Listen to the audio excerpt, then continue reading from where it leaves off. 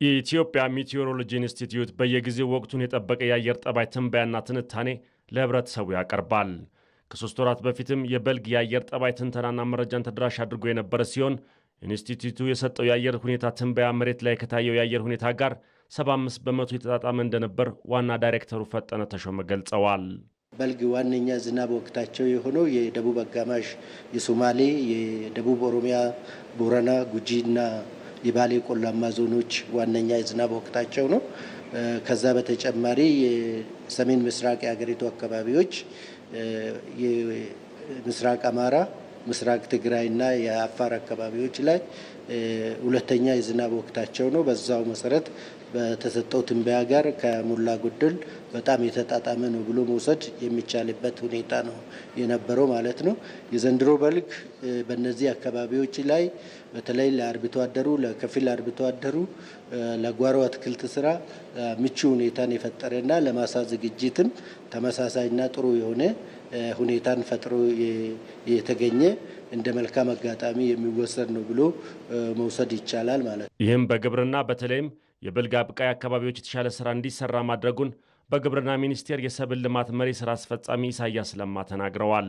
በልግ ላይ ወደ 3.5 ሚሊዮን ሄክታር መሬት በዘር መሸፈን ችለናል። ያቀድነውም ወደ 3.7 ነው። ከዚህ አንጻር ከበልግ የምንጠብቀው ወደ 98 ሚሊዮን ኩንታል ምርት ይጠበቃል። ያው የበልግ ሰብል ከያቀድነው 3.7 3.5 ሚሊዮን ሄክታርን በዘር መሸፈን ችለናል። ከዚህ ደግሞ ያው የበልግ አብቃይ የሆኑ አካባቢዎች በአብዛኛው የመኸር ዝናብ ተጠቃሚ አይደሉም። ከዛ አንጻር እነዚህ የበልግ አብቃይ በሆኑ አካባቢዎች ላይ በአንዳንድ አካባቢዎች ላይ የምርት አሰባሰብ አለ። ይህ ደግሞ የምርት አሰባሰብ እስከ ሐምሌ ድረስ የሚቀጥል ይሆናል።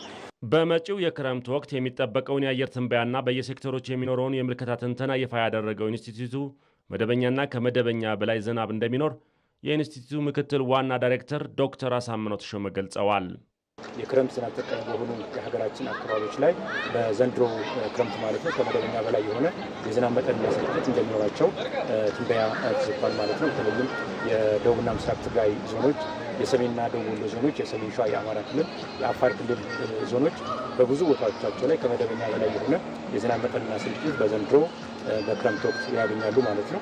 በተመሳሳይ እንደዚሁ የሰሜን ምዕራብ የሀገራችን አካባቢዎች የመካከለኛው ምዕራብ አማራ፣ የቤኒሻንጉል ጉሙዝ ክልል ዞኖች በእነዚህ አካባቢዎች እንደዚሁ በብዙ ቦታዎቻቸው ላይ ከመደበኛ በላይ የሆነ የዝናብ ሁኔታ ይኖራቸዋል ማለት ነው። እንደዚሁ የመካከለኛውና የምስራቅ ሀገራችን አካባቢዎች እንደዚሁ በብዙ ቦታዎቻቸው ላይ ከመደበኛ በላይ የሆነ የዝናብ ሁኔታ ይኖራቸዋል ማለት ነው።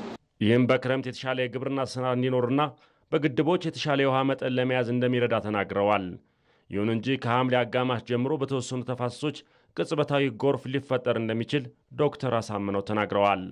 በተለይም ሐምሌና ነሐሴ ወራት ውስጥ ተደጋጋሚነት ያላቸው ከባድ መጠን ያለው ዝናብ የመፈጠር እድሉ እጅግ ከፍተኛ ነው ማለት ነው። የጎርፍ ተጋላጭ ተብለው በተለዩ የሀገራችን አካባቢዎች ለአብነትም እንደ አዋሽ ተፋሰስ፣ የስምጥ ሸለቆ ተፋሰስ፣ የኦሞ ግቤ ተፋሰስና የአባይ ተፋሰስ ላይ ወደ ቅጽበታዊ ጎርፍ የመከሰት እድሉ እጅግ ከፍተኛ ሊሆን ይችላል ማለት ነው። ስለሆነም እንግዲህ ይሄ ሊደርስ የሚችለውን ቅጽበታዊ ጎርፍ ወደ ጉዳት እንዳያስከትል ከወዲሁ አስፈላጊ እርምጃዎች መወሰድ መቻል አለባቸው ማለት ነው። በተለይ በከተሞች አካባቢ ለማህበረሰቡ አስፈላጊውን ግንዛቤ መፍጠር ያስፈልጋል። በየአካባቢው በየሰፈሩ ያሉትን የውሃ መፋሰሻ ቱቦዎች በአግባቡ የማጽዳት የመንከባከብ ስራዎች ከወዲሁ መሰራት መቻል አለባቸው።